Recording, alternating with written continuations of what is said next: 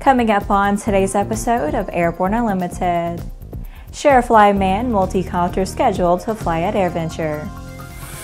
Investigators say they have identified D.B. Cooper. And USAF cancels light attack evaluation flights.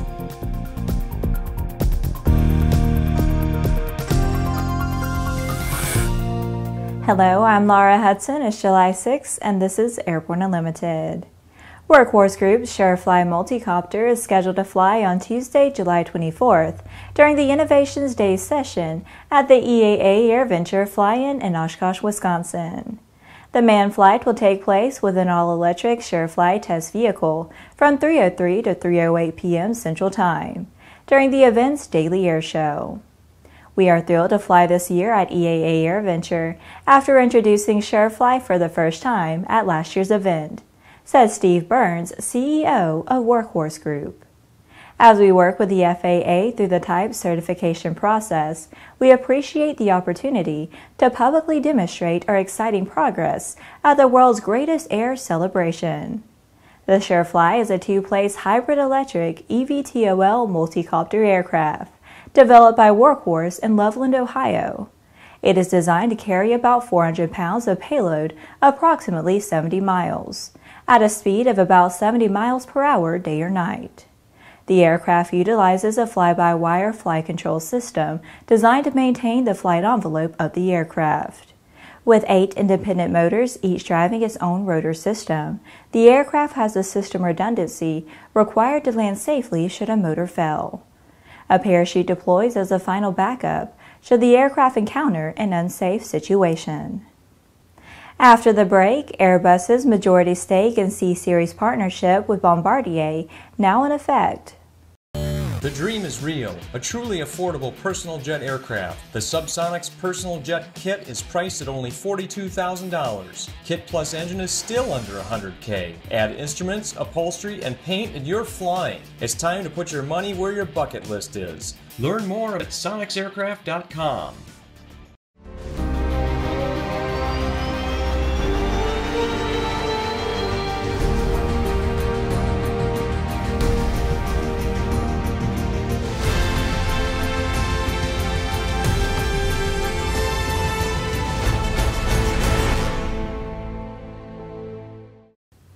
Welcome back. If you have a story suggestion for Airborne Unlimited, Aero-TV, Airborne Unmanned, the AMA Drone Report, our website or podcast, just email to news-by@aero-news.net.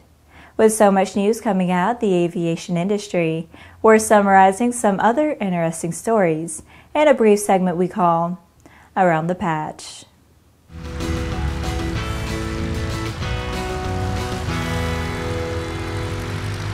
The closing of the previously announced C-Series transaction between Airbus SAS and a wholly owned subsidiary of Airbus SE, Bombardier Incorporated and Investment Quebec, went into effect on July 1, 2018.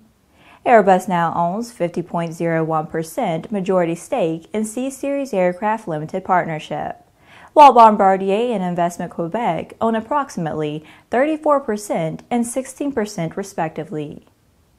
The FAA has proposed a $3.3 million civil penalty against the Hinman Company of Portage, Michigan, for conducting hundreds of commercial aircraft operations in violation of the FARs, including failing to hold the required operator certificate for the flights being performed. The FAA alleges that Hinman, through subsidiary HinkoJet LLC, operated a Beechcraft Beechjet 400A and Hawker 900XP aircraft. Hinman entered into multiple aircraft timeshare agreements for use of these aircraft.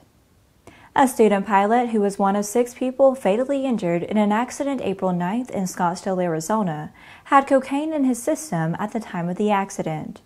6 people were aboard the Piper PA-24 Comanche that went down shortly after takeoff from Scottsdale Airport.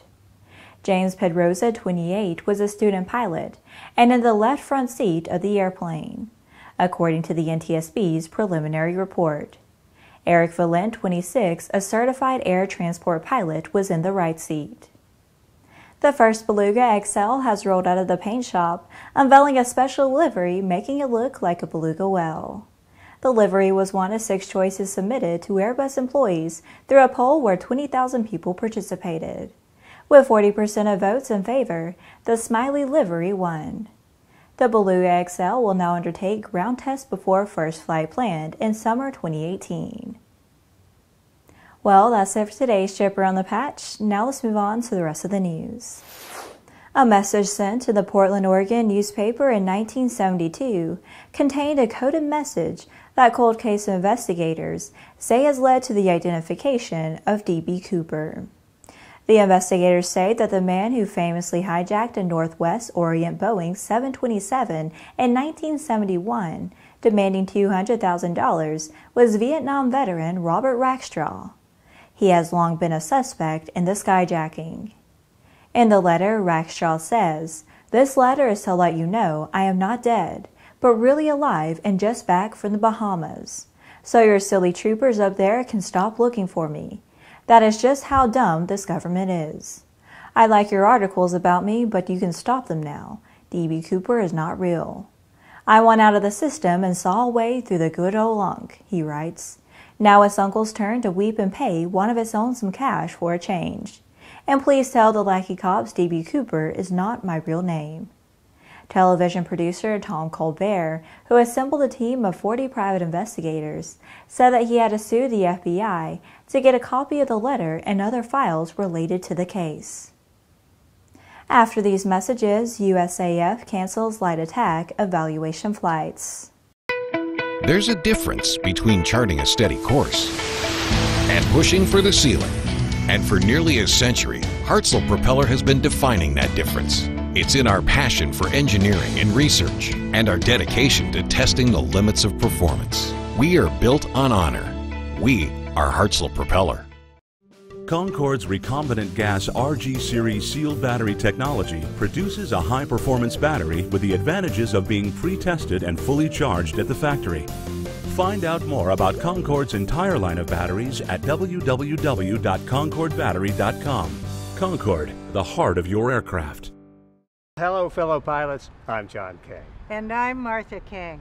Well, we're headed off to Oshkosh for AirVenture, and we're really looking forward to it. Martha and I are going to be making a bunch of talks there.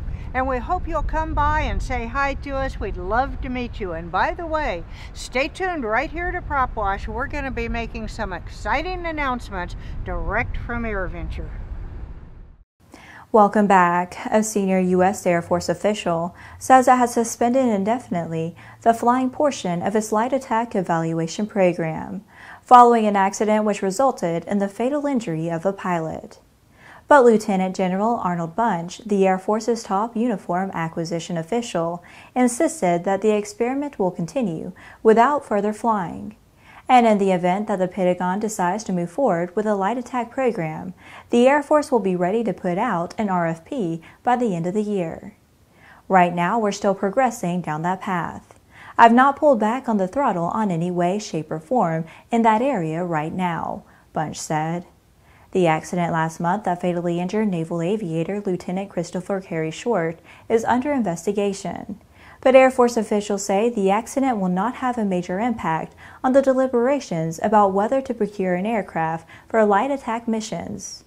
Bunch said that as the experiment goes forward, the Air Force will consider everything from manpower to the logistics chain to support the new aircraft. Along with the A-29, the Air Force is evaluating Textron's AT-6 Wolverine. Bunch would not confirm what percentage of the evaluation flights have been completed. Well, that's our program for today. Remember that Airborne Unlimited is streamed on Monday, Wednesday, and Friday, alternating with Airborne Unmanned on Tuesday and the AMA Drone Report each Thursday. Additional breaking news bulletins may be posted for important stories that fall outside of our normal deadlines. If you're watching us on YouTube, please subscribe and do check us out on Facebook and Twitter. Get comprehensive, real-time, 24/7 coverage of the latest aviation and aerospace stories anytime at aero-news.net. Have a great weekend and see you Monday.